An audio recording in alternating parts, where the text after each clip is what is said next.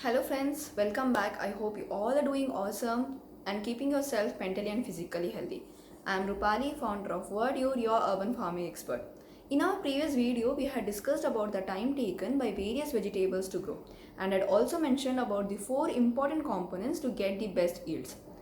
All the plants usually get abundant of sunlight and water, but what we end up compromising most of the times is soil.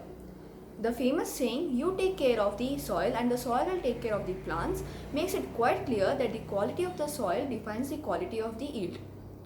Few things which we should consider before selecting the right kind of potting mixture are, it should provide support to the plant, it should supply all the nutrients, it should be porous, and it should cater to aeration around the roots. Unlike other ornamental plants, vegetable and fruiting plants require more nutrition to grow well.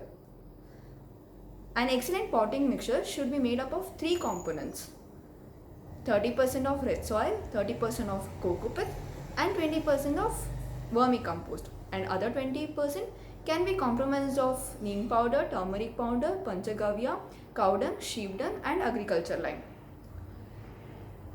By using this composition, we can make sure that there is no erosion of soil, there is no flow stains and there is no false odor.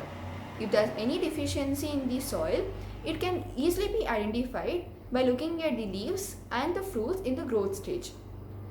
For example, the tomatoes turning black in the base indicates lack of calcium. In the longer run, this alone is not enough. Homemade compost, vermicompost, cow dung manures or any other manures which is easily available can be used once in a while to keep the fertility of the soil. Stay tuned and watch this space to learn more about urban farming. Thank you. Stay home and stay safe.